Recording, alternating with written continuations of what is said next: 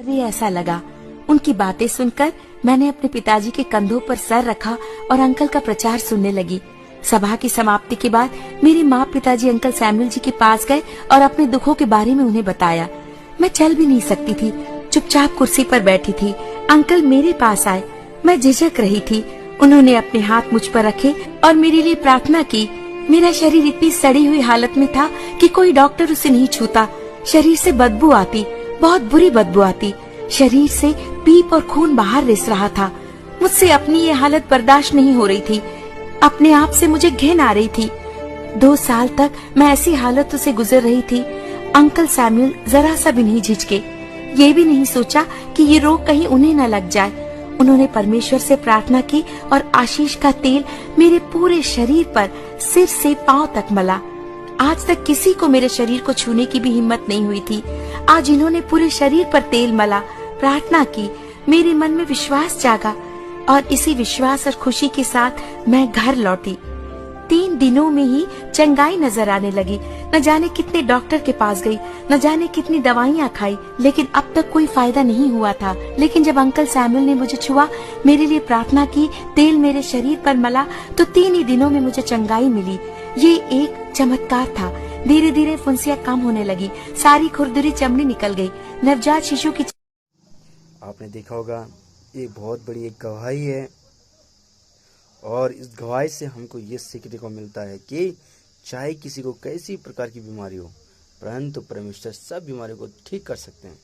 क्योंकि जैसे एक मैकेनिक किसी भी गाड़ी का पार्ट्स जब खराब होता है तो उस गाड़ी का क्या करता है, ठीक कर सकता है। तो इसी प्रकार परमेश्वर ने हमें बनाया है, तो वो हमारी हर पार्ट्स को, हर अंगों को बना सकता है, दोबारा रिपेयर कर सकता है और उन्हें पुनर्जीवित कर सकता है।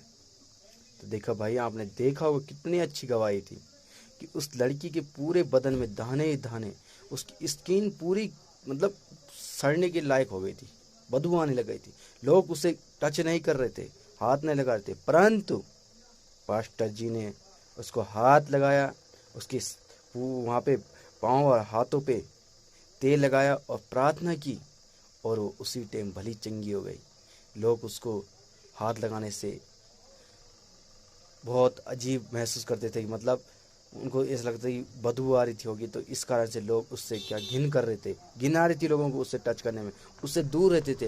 परंतु परमेश्वर के दास पास्टर जी ने हाथ लगाया और लड़की चंगी हो गई। ये क्या है, प्रभु की महिमा है।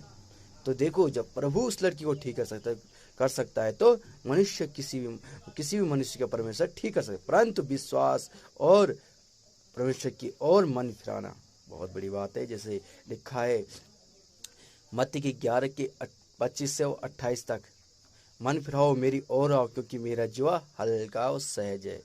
मतलब परमेश्वर क्या बोला, मेरी ओर आओ और मैं तुम्हें क्या, मेरा जुआ हल्का है, तुम्हें कोई देने की जरूरत नहीं है। परंतु बाइबल में ये भी लिखा है, तुम सत्य को जानोगे और सत्य तुम्हें आज़ाद करेगा। जब लोग बाइबल को पढ़ते हैं तो लोग क्या, सत्य को जान लेते हैं और सत्य उन्हें क्या, आज़ाद कर देता है और उस जान लेते कि सच्चा परमेश्वर यीशु मसीह ही परमेश्वर है सच में।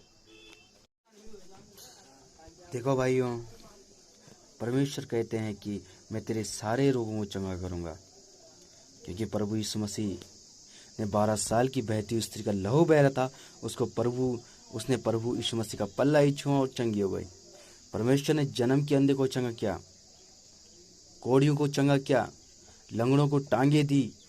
प्रभु यीशु मसीह बड़े सामर्थ्य परमेश्वर हैं, क्योंकि वो सच्चे परमेश्वर हैं। उनके नाम से ही लोग चंगे हो जाते हैं। परंतु बस विश्वास, बाइबल में लिखा तेरा विश्वास तुझे चंगा करेगा। बस किसी ने विश्वास कर दिया तो प्रभु यीशु मसीह के नाम से वो चंगा हो जाता है। तो मैं प्रभु के नाम से सभी को बताता हूँ कि सभी लोग विश्वास करें और परमेश्वर के नाम से सभी लोग चंगे हो जाएंगे। परमेश्वर जितने भी प्रभु में विश्वास करते हैं, जितने बीमार हैं, वो सारे चंगे हो जाएंगे। भाइयों, आज के लिए इतना ही। जय मसीह की।